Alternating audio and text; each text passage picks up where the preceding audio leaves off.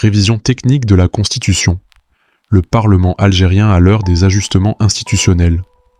Au cœur d'un processus visant à consolider l'architecture institutionnelle du pays, les travaux de la réunion du Parlement algérien, réunissant ces deux chambres, ont débuté mercredi après-midi au Palais des Nations à Alger. Cette session, consacrée au débat et à l'adoption d'un projet de loi portant amendement technique de la Constitution, s'inscrit dans une dynamique de mise en cohérence du cadre juridique national, sans remise en cause des fondements établis par la Constitution de 2020. La tenue de cette réunion en séance plénière, sous la présidence du président du Conseil de la Nation, Azouz Nasri, également président du Parlement, marque une étape importante dans le processus d'adaptation des textes fondamentaux aux exigences de la pratique institutionnelle. La présence du président de l'Assemblée populaire nationale, APN, Brahim Boughali, ainsi que celle de membres du gouvernement et de représentants d'institutions officielles, témoignent de l'importance accordée à cette réforme. Une réforme à portée technique mais stratégique. Contrairement à une révision constitutionnelle de fond, ce projet d'amendement se distingue par son caractère technique. Il ne vise pas à redéfinir les principes fondamentaux de l'État, mais plutôt à améliorer la lisibilité, la cohérence et l'efficacité des dispositions existantes.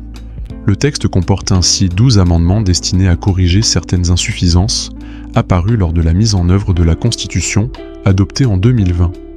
L'un des objectifs majeurs de cette initiative est de garantir une meilleure articulation entre les différentes dispositions constitutionnelles et les textes juridiques qui en découlent.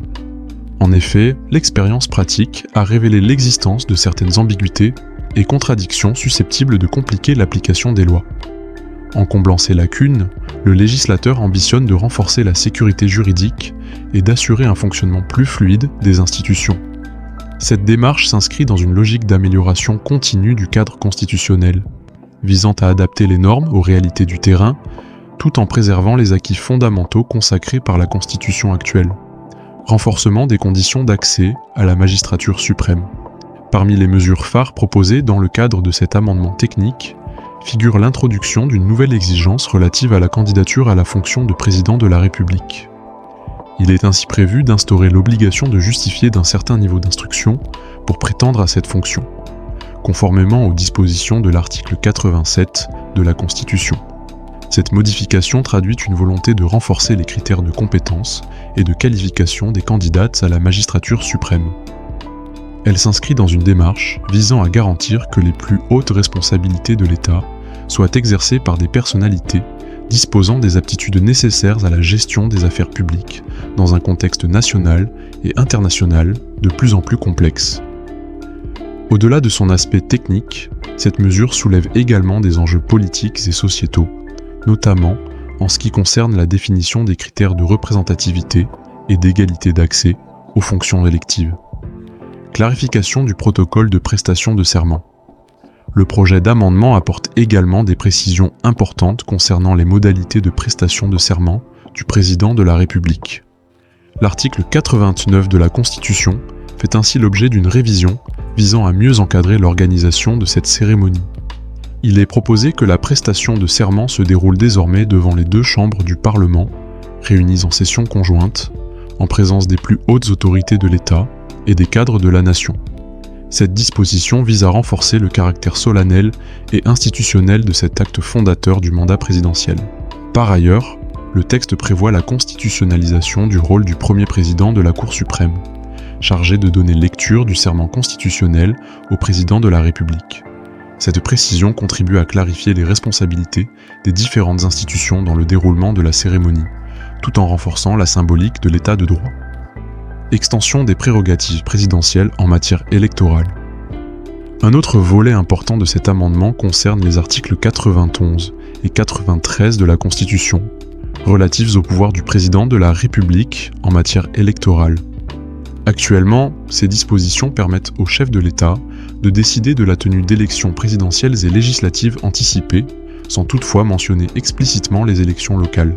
Le projet de révision propose ainsi de combler cette lacune en consacrant constitutionnellement le pouvoir du président de la République de convoquer des élections locales anticipées. Cette mesure vise à harmoniser les prérogatives présidentielles dans l'ensemble du champ électoral et à offrir davantage de flexibilité dans la gestion des crises politiques ou institutionnelles à l'échelle locale. Elle reflète également une volonté de renforcer la capacité de l'exécutif à intervenir de manière rapide et efficace en cas de blocage ou de dysfonctionnement des assemblées locales. Réorganisation du Conseil de la Nation. Le Conseil de la Nation, chambre haute du Parlement algérien, est également concerné par plusieurs amendements. L'article 134 de la Constitution devrait ainsi être modifié afin de porter la durée de la présidence de cette institution à 6 ans, contre 3 ans actuellement. Cette mesure vise à assurer une plus grande stabilité à la tête de cette institution clé du système parlementaire. En allongeant la durée du mandat de son président, le législateur entend favoriser la continuité de l'action institutionnelle et renforcer l'efficacité du travail parlementaire. Par ailleurs, le projet d'amendement propose de revoir les modalités de représentation des wilayas au sein du Conseil de la Nation. L'article 121 serait modifié afin d'introduire le critère du nombre d'habitants dans la répartition des sièges. Cette réforme marque une évolution importante vers une représentation plus équitable des territoires, en tenant compte des réalités démographiques. Elle pourrait ainsi contribuer à mieux refléter la diversité et les spécificités des différentes régions du pays au sein de l'institution parlementaire. Assouplissement du calendrier parlementaire. Dans un souci d'amélioration du fonctionnement du Parlement, le projet d'amendement prévoit également une modification de l'article 138 de la Constitution, relatif à l'ouverture de la session parlementaire ordinaire. Actuellement fixée au 2e jour ouvrable du mois de septembre, cette date pourrait désormais être déterminée de manière plus flexible, tout en restant dans le courant du mois. Cette mesure vise à offrir davantage de souplesse dans l'organisation du calendrier parlementaire, en tenant compte des contraintes pratiques et des impératifs institutionnels. Elle s'inscrit dans une logique d'optimisation du travail législatif et de meilleure adaptation aux réalités du fonctionnement des institutions. Réforme du Conseil supérieur de la magistrature.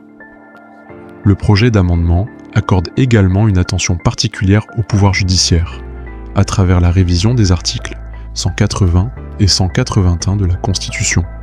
Ces modifications visent à revoir la composition du Conseil supérieur de la magistrature et à préciser les modalités de nomination à certaines fonctions judiciaires. Il est ainsi prévu que les nominations aux fonctions judiciaires spécifiques soient effectuées par décret présidentiel, après consultation du Conseil supérieur de la magistrature.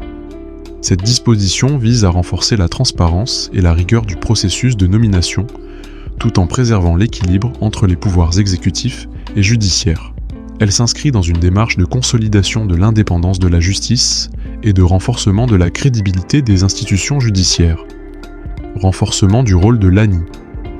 Enfin, le projet d'amendement prévoit d'élargir les missions de l'Autorité nationale indépendante des élections, ANIE. Celle-ci se verrait confier le contrôle des opérations électorales et référendaires, tandis que la préparation matérielle de ces opérations resterait du ressort de l'administration. Cette répartition des rôles vise à garantir une meilleure transparence et une plus grande impartialité dans l'organisation des scrutins. En confiant à l'ANI un rôle de supervision, le législateur entend renforcer la confiance des citoyens dans le processus électoral. Cette réforme s'inscrit dans la continuité des efforts engagés ces dernières années pour moderniser le système électoral et assurer des élections libres et équitables, une évolution dans la continuité. Dans son ensemble, ce projet d'amendement technique de la Constitution traduit une volonté claire des autorités algériennes d'améliorer le fonctionnement des institutions sans remettre en cause les équilibres fondamentaux du système politique. En corrigeant les imperfections révélées par la pratique, cette réforme vise à consolider l'état de droit et à renforcer l'efficacité de l'action publique. Elle témoigne également d'une approche pragmatique de la gouvernance, fondée sur l'adaptation continue des normes aux réalités du terrain. Si ces amendements ne bouleversent pas l'ordre constitutionnel existant, ils n'en constituent pas moins une étape importante dans le processus de maturation institutionnelle du pays. Leur adoption pourrait ainsi contribuer à renforcer la stabilité politique